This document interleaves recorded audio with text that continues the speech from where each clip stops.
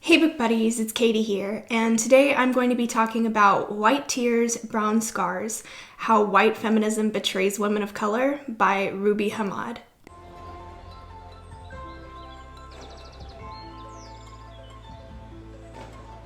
So if you live in the US, you probably know that we recently had a very important election, and I personally am very happy with the results of said election. However, I want to consciously keep in my mind the fact that our work is not done. Regardless of our victory in this election, there's work to be done. This is the first step, and President-elect Joe Biden is a stepping stone for us to get where we want to be. And so we can't just say, hey, the election's done, it's time for me to chill out and not worry about anything anymore. That's not gonna cut it.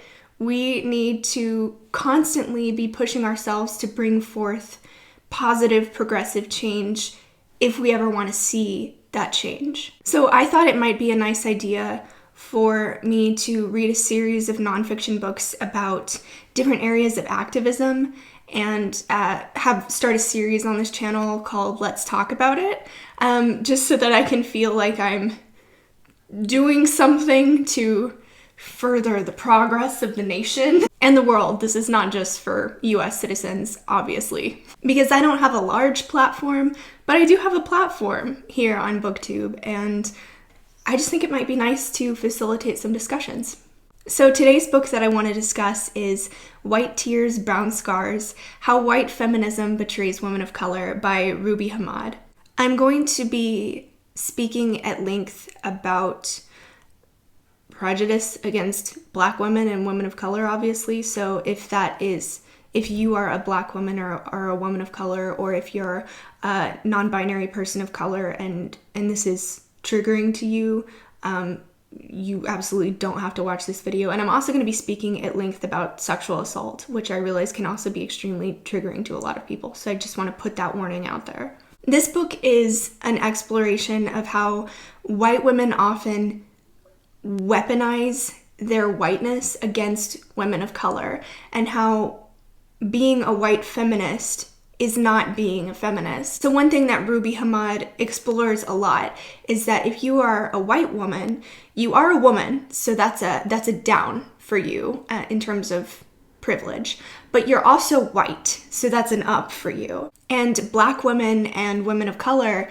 they don't have that up that whiteness gives us, white women. So because white women have that up, they can sometimes use that up against their down, if that makes sense. It's this phenomenon of how white women choose their whiteness over their womanhood. And we see that a lot in recent elections. There's a very high, disappointing percentage of white women who vote in favor of people who don't necessarily care about human rights. White women can use their whiteness to elevate themselves. Even though they are women and they face all of the prejudices against women, they can use their race as kind of a get out of jail free card in some instances, whereas Black women and women of color never have that option. They don't have that whiteness to pull them out of whatever prejudice they're experiencing. So they get a double whammy.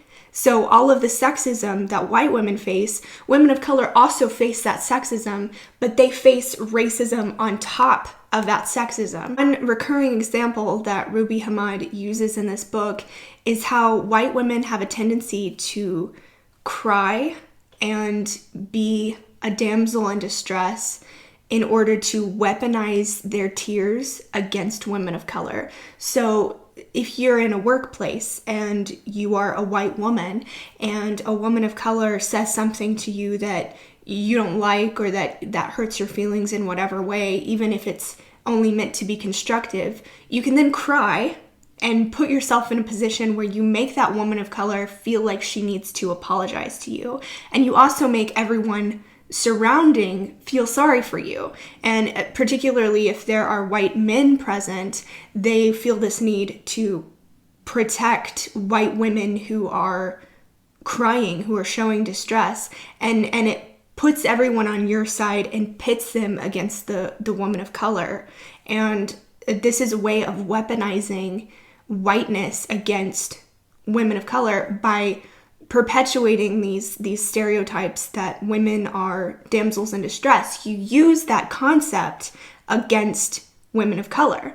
So you intentionally make yourself a damsel in distress as a way of putting Black women and women of color down. And this is actually a pretty widespread phenomenon. And sometimes white women employ this without even realizing that they're doing it, because the way that we have been conditioned is just we're repeatedly shown that that works. So even if we have no intention of doing that, it's often something that we are doing. Ruby Hamad also talks about the different prejudices that different women of color face because of the fact that they're women and women of color. She talks about Black women, she talks about Arabic women and Indigenous women and Asian women. She explores how white culture has used this combination of ethnicity and gender against these marginalized women of color. She talks about a lot of the stereotypes that are placed on Black women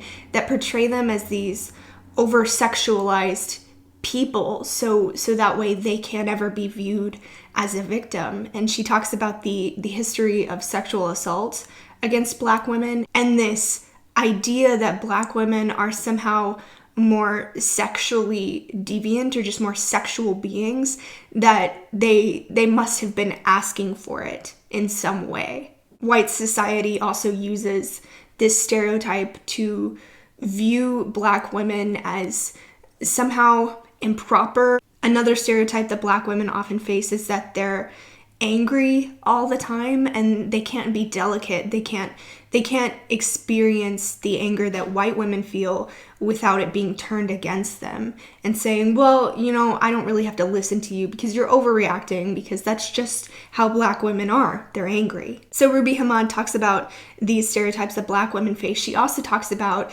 the over-sexualization of Indigenous people. She talks about specifically the Indigenous population in Australia because she lives in Australia, how when Australia was colonized, all of these Indigenous women were also seen as sexual objects. So it's the same case as with Black women. They're seen as asking for any assault that may happen to them. She also talks about the fetishization and over-sexualization of Asian women and how they're often portrayed as this mysterious, sexed up creatures, and how white men often see them as this exotic trophy. One discussion that I found particularly interesting was she was talking about Middle Eastern women and how hijabi women at first were seen as being actually over-sexualized and how they were sort of a tease by covering themselves up because they were seen as the opposite of white women. And white women at the time were very proper, very under-sexualized and seen as household angels is the term that Ruby Hamad uses. So if Middle Eastern women have to be the exact opposite of white women, white society often viewed these hijabi women as being super sexual and mysterious because that was the negative thing to be seen as at the time. And now that in Western culture, it's more common for women to be sexually empowered, now Middle Eastern women still have to be the direct opposite of us, and they still have to be seen as evil in some way. So now we view hijabi women as oppressed. And that's because white Western culture always has this need to make Middle Eastern women, or hijabi women in this example specifically, just the opposite of white women and portray that as a negative thing. So she talks about all of these different stereotypes that these women of color face, and then she talks about how white women can weaponize that against them. How white women have this internalized racism, so there can be no feminist sisterhood while white women are continually perpetuating these stereotypes against women of color. And it's interesting, she talks about how white women in doing this also kind of solidify their place as being conventional women set by the standards of white men. White women side themselves with white men so that they can be elevated above women of color. But in doing so, they kind of, like I said, they ensure that they're always underneath white men. She talks about the history of sexual assault against white women and how white men often see white women as their property. So if a white woman is or claims to be sexually assaulted by a black man or a man of color, these white men will then obviously harshly punish these men of color. And I'm not saying that rapists should not be punished, because they absolutely should. But how at the same time, if a white woman claims to be sexually assaulted by a white man, the same treatment does not occur. White society is more likely to believe that men of color are predators than they are likely to believe that white men are predators. And that's because, again, white men see white women as their property. They see men of color as this threat to white women, and how in the past that's been perpetuated by white women. This is not to say that white women have never been sexually assaulted by men of color, because that has happened and happens often, but it doesn't happen more than white men. It's just that the way that even today the media portrays sexual assault, they often make it seem like there's this discrepancy in the number of sexual assault cases against women that happen by men of color versus that happen by white men.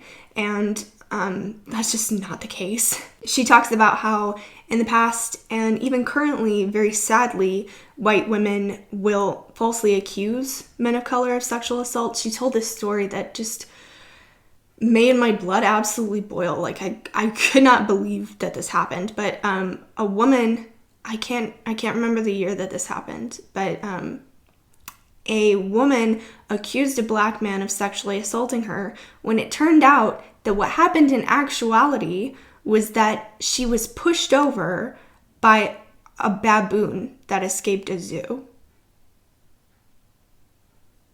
So white women have done these things and continue to do these things, which make it seem like men of color and black men are these monsters. And then this makes it so that white men don't believe white women when they are sexually assaulted by white men. And that's obviously a huge problem. We saw that with Brett Kavanaugh, because he's white. If Brett Kavanaugh had been a man of color, you bet your bottom dollar he would not have got his Supreme Court position. But he's white. So now this idea that white men have to protect white women from men of color, this doesn't apply anymore. And now she's just a woman, so it's just the down against a white man. She also talks about the history of sexual assault of women of color by white men, because often this idea is perpetuated that women of color are less than, so it doesn't matter if they're sexually assaulted. It also is perpetuated by this idea that women of color are somehow more sexual than white women. So, like I said earlier, it denies the possibility of a woman of color not giving consent. It's just, the consent is just assumed because of her race. But the main message of this book that I took away, at least, is that while white women are doing this, whether it's conscious or not, while we are continuing to place ourselves above black women and women of color, while we're continuing to perpetuate these stereotypes against black women and women of color, there can never be a sisterhood, is what she keeps saying. White feminists are not feminists. You have to be intersectional to be a feminist. And this doesn't just include race. This includes trans women. This includes disabled women. This includes everybody. But as long as white women continue to use their whiteness against women of color, there can never be change. These women of color will always stay less than everybody else. And in the same way, white women will always stay less than white men. But the order goes white men, white women, men of color, women of color. And women of color are left at this bottom rung with no help from what's supposed to be their sisterhood, because white women continually put their whiteness above women of color, because that way they're still less than white men, but they're not at the bottom rung.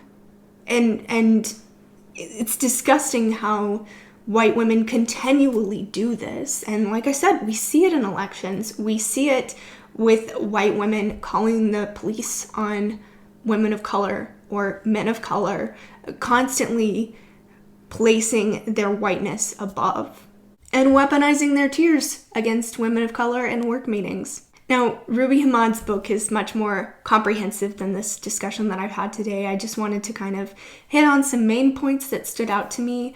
However, I would really, extremely highly encourage everybody to read this book, but especially if you're a white woman or a white man. I think it should be required reading for white women, frankly, especially white women who call themselves feminists. I also think that white people in general can really gain a lot from this discussion. So I would highly encourage more people to read this book. I found it very eye-opening, and a lot of the issues that she talks about are issues that I was aware of, but they're on so much more of a bigger scale than I realized. And it made me angry and it made me upset. But we have to be angry and upset. We can't just turn away, because the more that we ignore that this is an issue, the bigger the issue this will be. So thank you so much for watching this video. I apologize if it was a bit incoherent. I don't script my videos, but maybe I should really start doing that, especially with these Let's Talk About It videos, because I wanna really get across what I'm trying to say, because I feel that it's important, and I hope that I wasn't unclear. I hope that I didn't misspeak at all. But hopefully you understand what I'm trying to say. And like I said, Ruby Hamad does a much better job of explaining all of this than I did. And I think that it's really important to try to find her book and pick it up if you can. It's on Audible. And thank you again so much for watching. I hope that you're all having a wonderful day or night. And I hope that you're staying safe and wearing a mask and being kind to people, treating people with the respect that you would want them to treat you with. And I love you all so much. I'll see you all again very soon with a new video, but until then, happy reading.